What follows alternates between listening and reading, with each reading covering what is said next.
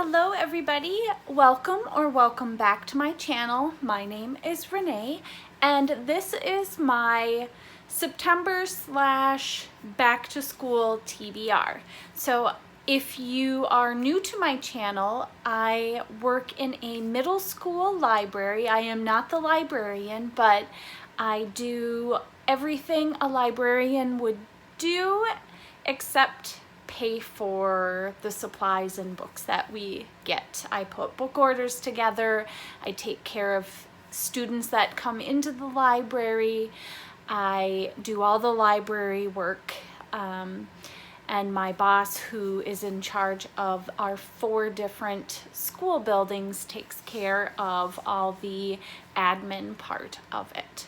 Let's talk about back to school reads for me. First off, I know it's only September, but I don't think I am the only one that is already into the fall vibes.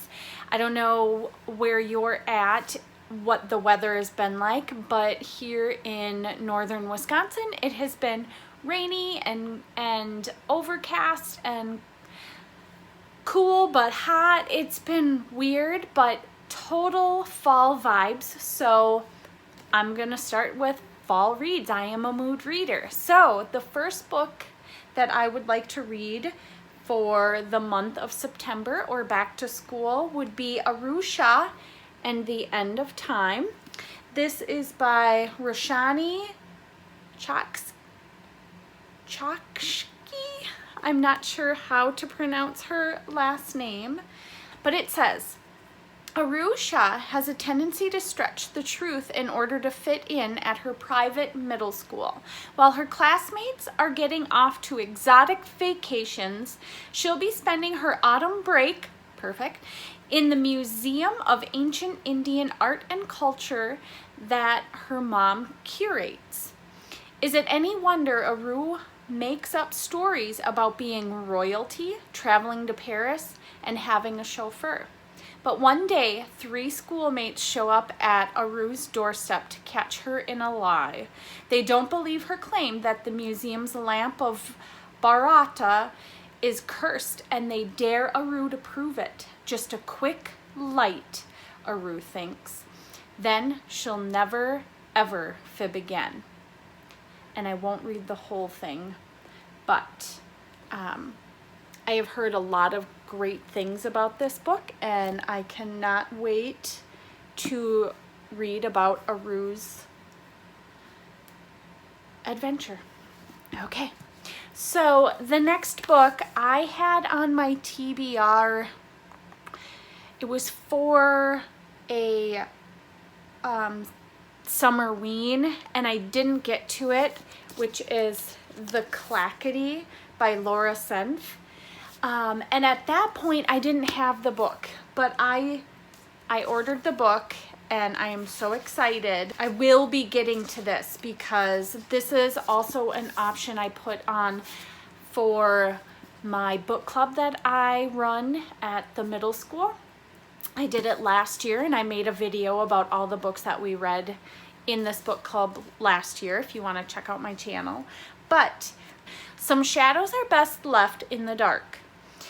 Evie Von Rath lives in Blight Harbor, the 7th most haunted town in America, with her aunt Desdemona, the local paranormal expert.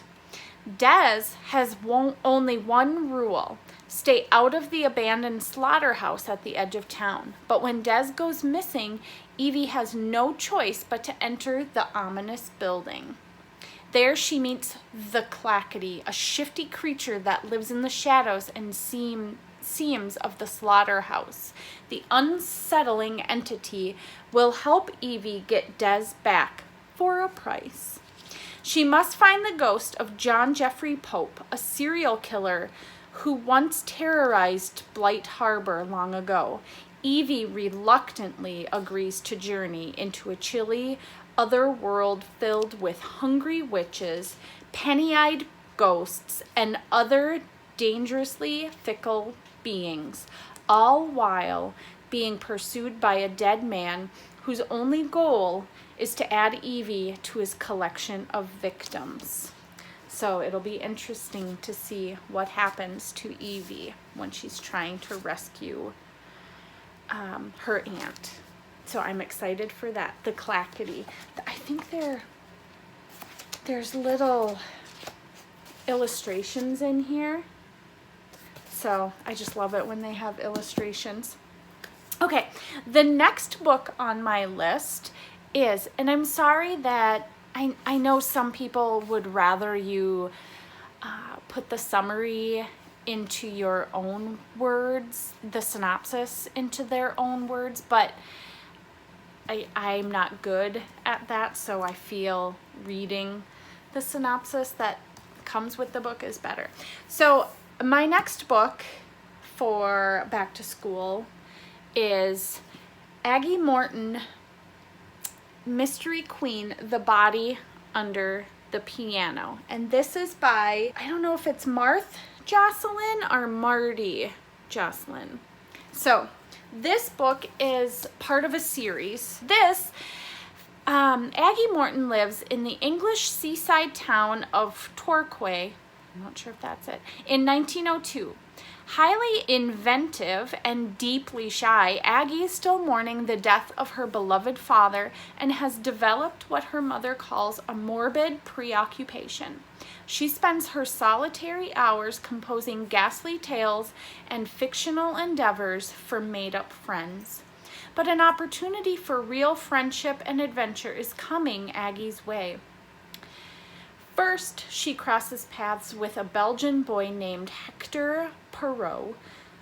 Then one morning, a dead body appears on the floor of the mermaid dance floor. Aggie's family may think that a murder case is no place for a 12-year-old, but Aggie and Hector know better. They observe what others miss, and the police are no match for Aggie's keen imagination.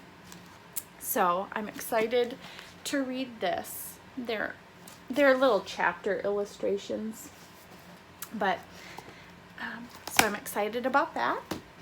The next one, and these 3 books are middle grade, and this next book is a YA book, and I have heard a lot of people really enjoy this book, and it is Pride and Premeditation by Tirzah Price. So it's a Jane Austen murder mystery.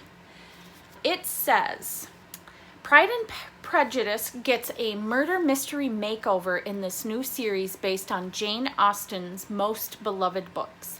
17-year-old aspiring law student Lizzie Bennet and young fledgling lawyer Mr. Fitzwilliam Darcy go head-to-head in a murder case that has shocked London high society. But as the case and her feelings for Darcy become more complicated, Lizzie discovers that her dream career could make her happy, but it might also get her killed. So this could be really good. I'm excited to try this adventure. Everybody that I've seen on YouTube that has read this book, they have liked it. And I really like the cover. There's the characters, little knife. That's a beautiful cover on the back side. I'm excited for that. Okay, the next book, a friend slash co-worker of mine gave this to me last year to read, and it had been on my radar for a while, and she borrowed me her book last year, and I just haven't gotten to it. So it is time to get to it, and I know there's mixed reviews on this book out there, but it is Matt Haig's The Midnight Library. I loved The Boy Who Saved Christmas, so I'm hoping that his adult books are as good as his middle grade books. So this book is about between life and death there is a library. Up until now, Nora Seed's life has been full of misery and regret. She feels she has let everyone down, including herself. But things are about to change when she finds herself in the Midnight Library. She has a chance to make things right. The books in the Midnight Library enable Nora to live as if she had done things differently. So it's like a look at your life had you chosen something, a different path. I'm excited to see what happens in this. I hate crying, so I hope I don't end up crying during this book, but they say that it's also good for your soul to let the tears fly. So maybe I'll be all refreshed and my tear ducts will be dried up. So that'll be exciting. This book I have not seen anywhere. I went to a local bookstore with my daughter and I saw this and the colors just scream fall and I had to have it. So I got Lalani of the Distant Sea by Erin and Trotta Kelly. Isn't that a beautiful cover? It's just gorgeous. And the backside. So I'm not much of a fantasy reader, and this is a middle grade fantasy, but we got to step out of our comfort zone sometimes, right? And try something new. So this says, sometimes you choose yourself. When Lalani, Sarita's mother, pricks her finger and falls ill, 12-year-old Lalani faces an impossible task. She must leave San Lagita and find the riches of the legendary Mount Issa, which towers on an island in the north. But generations of men and boys have died on the same quest. How can an ordinary girl survive the epic test of the archipelago?